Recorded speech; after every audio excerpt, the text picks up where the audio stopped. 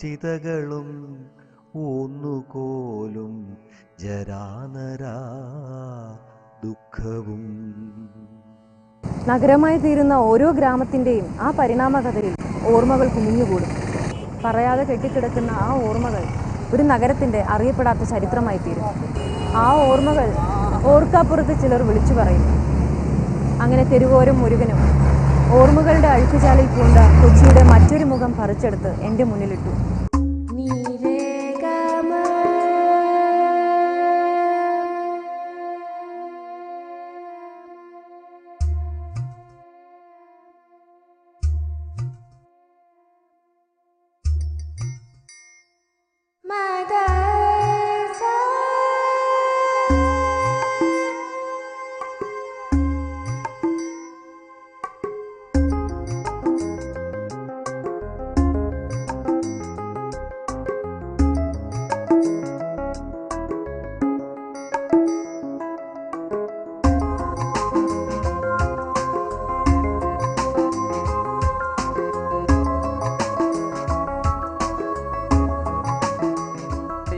Bakery എന്ന് പറഞ്ഞൊരു bakery ഉണ്ട് ഈ മറൈൻ ഡ്രൈവിൻ്റെ അടുത്ത്. ഈ ബേക്കറിയാണ് എറണാകുളത്തെ സീലോഡും ഓവൻ ബേക്കറി ഒക്കെ എന്ന് പറഞ്ഞാൽ അവിടുത്തെ ഭയങ്കര പ്രശസ്തമായ 2 ബേക്കറികളാണ്. ഈ ബേക്കറിയിൽ നിന്ന് വൈകുന്നേരം ഒരു 7-7:15 ആക്കുമ്പോൾ വേസ്റ്റ് പുറത്തേക്ക് ഇവർ ഡംപ് ചെയ്യും. അപ്പോൾ ഈ ബേക്കറിയുടെ ഒരു പ്രത്യേകത എന്ന് പറഞ്ഞാൽ 2 ഭാഗം ചില്ലാണ്. ഭാഗത്തിരുന്ന് ഭക്ഷണം കഴിക്കുന്നത് കൃത്യമായിട്ട് നമുക്ക് ഇവിടുന്ന് നോക്കിയാൽ കാണാൻ പറ്റും. ഞങ്ങൾ ഈ ചില്ലിൻ്റെ അവിടെ നിന്ന് ഞങ്ങൾ വേസ്റ്റൊക്കെ പെറുക്കിയിട്ട് ഞങ്ങൾ ചാക്കിൻ്റെ മുകളിലിരുന്ന് ഇങ്ങനെ ഞങ്ങൾ ഈ കണ്ണാടിയിൽ കൂടി നോക്കും. അത് ഞങ്ങൾ മനസ്സുകൊണ്ട് ഇങ്ങനെ പ്രാർത്ഥിക്കും. അതായത് എൻ്റെ ദൈവമേ, അവർ കഴിക്കുന്ന ആ ഭക്ഷണത്തിൻ്റെ പകുതി അവരവിടെ വെക്കണം. കാര്യം ആ ഭക്ഷണം പകുതി അവർ വെക്കുകയാണെങ്കിൽ ആ പകുതി ഭക്ഷണം കിട്ടുന്നത് ഞങ്ങൾക്കാണ്.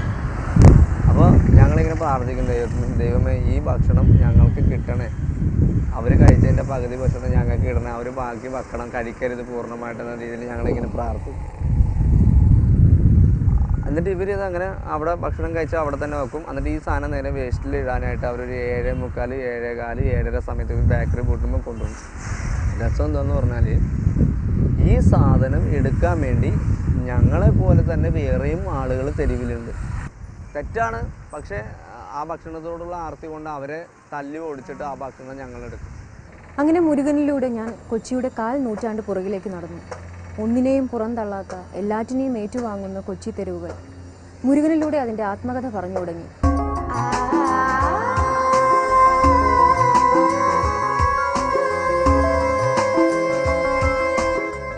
വരും വരായകളെ ചൊല്ലി ഉത്കണ്ഠപ്പെടാതെ കാരിക്കും വറ്റയ്ക്കും വലവീശി വെള്ളത്തിലും കരയിലും ജീവിച്ച മനുഷ്യരുടെ തീരമാണ് കൊച്ചി. ആ ചെറിയ തുരുത്തിൽ ആഫ്രിക്കൻ പായൽ പോലെ പുരോഗതി വന്നു മൂടിയപ്പോൾ അതിൻ്റെ അവശിഷ്ടങ്ങൾ കൊണ്ടും ഒരു വലിയ സമൂഹം ജീവിച്ചു. അത് അന്ന് ഈ പെപ്സി അങ്ങനെയുള്ള സാധനങ്ങളൊക്കെ ഇറങ്ങിയ കാലം. അപ്പോൾ പെപ്സി കുപ്പി, അങ്ങനെയുള്ള കുപ്പികൾ, പാട്ട, പേസ്പോർഡ്, പിന്നെ ഇതിൻ്റെ അലൂമിനിയം കഷ്ണങ്ങളുണ്ട്, അലൂമിനിയത്തിൻ്റെ പ്ലാസ്റ്റിക്, ഈ സാധനങ്ങളൊക്കെ പിറക്കി മാറ്റിയ ശേഷം ഭക്ഷണങ്ങൾ മാത്രം ഒരു കവറിലേക്ക് മാറ്റും.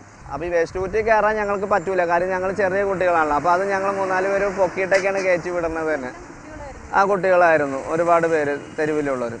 ഈ എടുത്ത് മാറ്റിയ ശേഷം അതിൻ്റെ അകത്തുള്ള ഭക്ഷണങ്ങൾ ഞങ്ങളെടുത്ത് പങ്കിട്ട് ഞങ്ങൾ കഴിക്കും. കൊച്ചി മെട്രോയുടെ ഉത്സവങ്ങളിൽ ആണ്ടുപോയ പുതിയ എറണാകുളവും അവിടുത്തെ മനുഷ്യരും കേൾക്കാത്ത കായലും കടലും തെരുവും ഒന്നിക്കുന്ന ശരിക്കുള്ളൊരു കൊച്ചി കഥയായി അത് വളർന്നു വരുന്നു.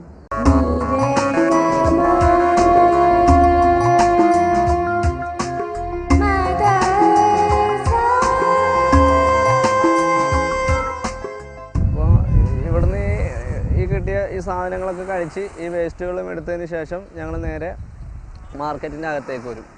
അപ്പോൾ മാർക്കറ്റിൻ്റെ അകത്തെന്ന് പറഞ്ഞാൽ അന്ന് മാർക്കറ്റിൻ്റെ അകത്ത് കാണുന്ന സ്ഥലം ഈ ചന്തക്കുളം എന്നാണ് ഞങ്ങൾ പറയുന്നത്. മണ്ണാണ് അന്ന് അവിടെ ടാറൊന്നും ചെയ്തിട്ടില്ല. അപ്പോൾ ഈ ഭാഗത്ത് കച്ചവടം ചെയ്യുന്ന ആളുകളുണ്ട്. വെണ്ടക്ക, ക്യാരറ്റ്, ബീൻസ്, അങ്ങനെയുള്ള വിവിധ തരം പച്ചക്കറികൾ കച്ചവടം ചെയ്യുന്നവരുണ്ട്.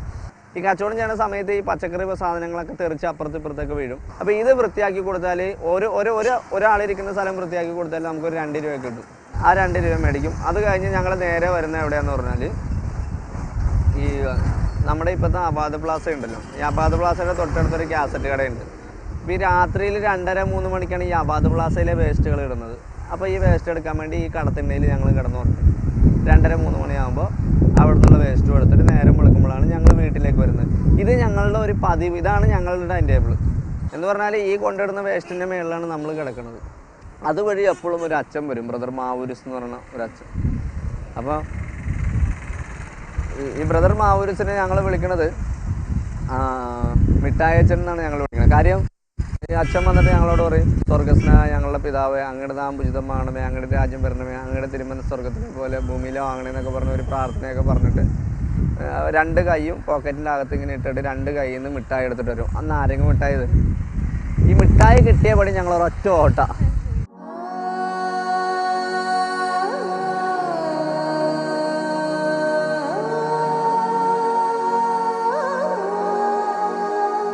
നഗരം വളർന്നപ്പോൾ ശരിക്കുള്ള ജീവിതം തെരുവിലും ചന്തകളിലുമായിരുന്നു. നാടകത്തെക്കാൾ നാടകീയം.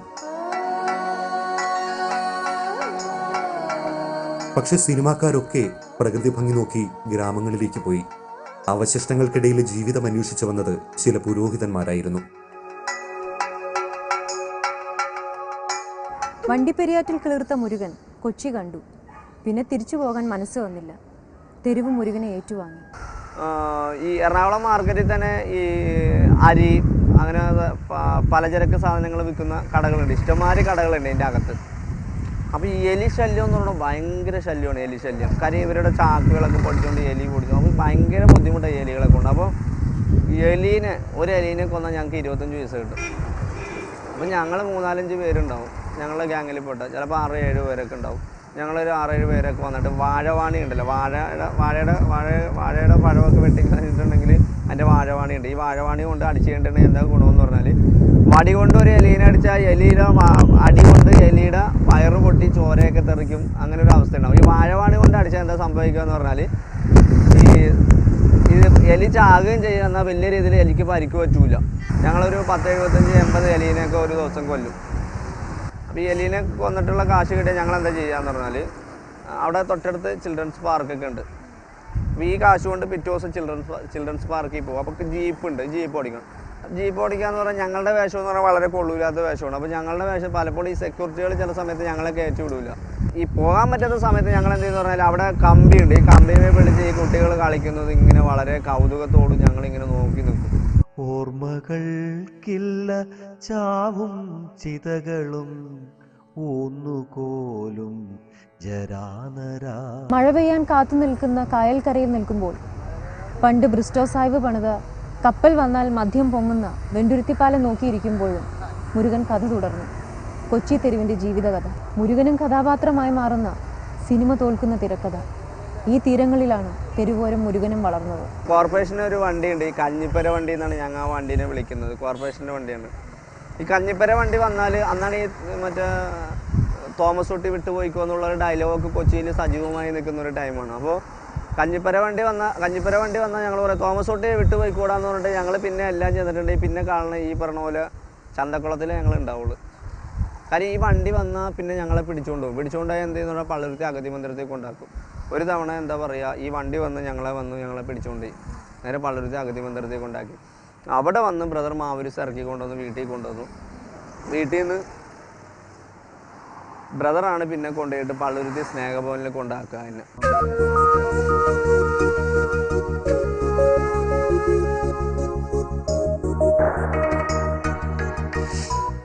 അങ്ങനെ മുരുകൻ കൊച്ചിയിലെ സ്നേഹഭവനിലെത്തി. തെരുവിൽ നിന്നും പുനരധിവാസ കേന്ദ്രത്തിലേക്ക്. അതും മറ്റൊരു ജീവിതം.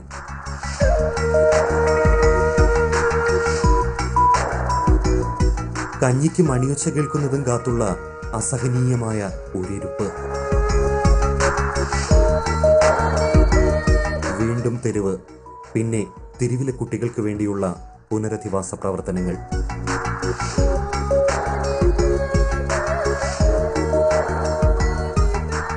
മുരുകനെ പോലുള്ള അന്നം മുട്ടിയ തെരുവ് ജീവിതങ്ങൾക്ക് ആ പെടാപ്പാടുകൾക്കിടയിൽ നൊസ്റ്റാൾജിയയ്ക്ക് ഇടം എവിടെ? ഇല്ല. അവരുടെ ഉള്ളിലും ഗൃഹാതുരതകളുണ്ട്. സമൃദ്ധിയുടെ ഉത്സവപ്പറമ്പിൽ ജീവിതം കൊണ്ടാടുന്ന ഏതു മനുഷ്യനെയും പോലെ അവരും എണ്ണിയാലൊടുങ്ങാത്ത ദുരനുഭവങ്ങളുടെ ഓർമ്മകൾ അടുക്കി വെച്ച് ജീവിതം തുടർന്നു. എൻ്റെ കൂടെ ജയിലിലുണ്ടായ പല സുഹൃത്തുക്കളും ഇന്ന് 9 കൊലക്കേസിലെ പ്രതികൾ, 8 കൊലക്കേസിലെ പ്രതികൾ, മോഷ്ടാക്കൾ, പലതരത്തിലുള്ള കേസുകളിലായിട്ട് ഈ നമ്മുടെ സൗത്ത് റെയിൽവേ പോലീസ് സ്റ്റേഷനിൽ ഒരു 10-60 ആളുകളുടെ ഫോട്ടോ അവിടെ ഒട്ടിച്ചിട്ടുണ്ട്. അതിൽ 12 പേര് എൻ്റെ കൂടെ കളിച്ചു വളർന്ന എൻ്റെ സുഹൃത്തുക്കളുടെ ഫോട്ടോയാണ് അവിടെ വച്ചിരിക്കുന്നത്, തെരുവിലുണ്ടായിരുന്നത്. പക്ഷെ അന്ന് കൊച്ചി എന്ന് പറയാൻ നേരത്ത് കൊച്ചിയിൽ ഈ പറയണ പോലെ എന്താ പറയുക, ഗുണ്ടായുസം എന്നൊക്കെ പറഞ്ഞാൽ ഭയങ്കരമായിട്ടുള്ള ഗുണ്ടായുസമായിരുന്നു.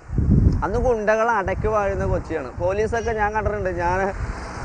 പോലീസൊക്കെ ജീപ്പ് വന്നിട്ട് ഗുണ്ടകളെ കണ്ട് വണ്ടിയോ നിർത്താതെ പോയ സംഭവങ്ങളൊക്കെ ഉണ്ടായിട്ടുണ്ട്.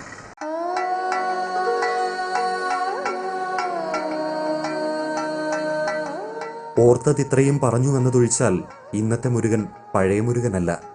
കുപ്പത്തൊട്ടി മുരുകനെ മാറ്റിയെടുത്തു. അഭയാർത്ഥിയുടെ വേഷത്തിൽ നിന്നും രക്ഷകന്റെ വേഷത്തിലേക്ക്, തെരുവിലേക്കോ കൊട്ടേഷൻ സംഘങ്ങളിലേക്കോ ഒക്കെ കൊണ്ടുചെന്നെത്തിക്കാവുന്ന ഒരധോലോകത്ത് വളർന്നു വന്ന മുരുകൻ ഗുണപാഠമായി, ആരുമില്ലാത്തവരുടെ അഭയമായി. ചിലപ്പോഴെങ്കിലും തോന്നിയിട്ടുണ്ട് കൊച്ചിക്കും അതിൻ്റെ പ്രാദേശിക ഭാഷയ്ക്കും സെന്റിമെന്റ്സ് വഴങ്ങില്ലെന്ന്. ദുരിതങ്ങളെയും സൗഭാഗ്യങ്ങളെയും കൊച്ചി ഏറ്റുവാങ്ങിയത് ഒരേ ഭാവത്തിലാണ്. അല്ലെങ്കിൽ വരുന്നത് സൗഭാഗ്യമോ ദുരന്തമോ എന്നത് കൊച്ചി ഒരു കാലവും അറിഞ്ഞില്ല. ഏതു വിദേശിയെയും മനസ്സറിഞ്ഞ് സ്വീകരിച്ചു. സൂര്യനും ചന്ദ്രനുമുള്ള കാലം വരെ ഇവിടെ ജീവിക്കാനുള്ള അവകാശം ഏതു വരുത്തനും തീരെഴുതി കൊടുത്ത ചരിത്രമാണ് കൊച്ചിക്ക്. നാട്ടുരാജ്യം വിട്ടു നൽകാനായി ഒരു വാർഷിക പഞ്ചാംഗം മാത്രം പകരം ചോദിച്ച ഒരു പാവം രാജാവിൻ്റെ പ്രജകളാണ് കൊച്ചിക്കാർ. ദേശത്ത് തീവണ്ടി എത്തിക്കാനായി കൊട്ടാരത്തിലെ സ്വർണ്ണപ്പതക്കം വിറ്റ രാജാവിൻ്റെ പ്രജകൾ. പിന്നെ ഗ്രാമം നഗരമായപ്പോൾ ഒന്നിനെയും പുറന്തള്ളാൻ ശീലിക്കാത്ത കൊച്ചിയുടെ പഴമനസ്സിന് മാറ്റം വന്നില്ല. അവർ എല്ലാറ്റിനെയും സ്വീകരിച്ചു.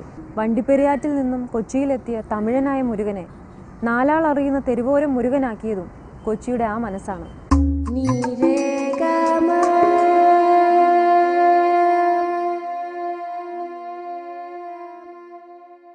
പ്രൊഫഷണൽ സോഷ്യൽ വർക്കിന്റെ അപായങ്ങളിൽ ആണ്ടുപോയില്ലെങ്കിൽ മുരുകൻ ഇനി വരുംകാലത്തും സത്യസന്ധമായി തെരുവിന്റെ കഥകൾ പറയും.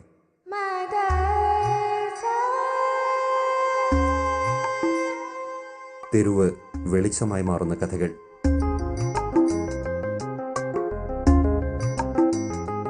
കാലത്തിന്റെ ചില വാമൊഴി രേഖകൾ. ആരും കാണാത്ത മറ്റൊരു കൊച്ചിയിലേക്കുള്ള വാതിൽ.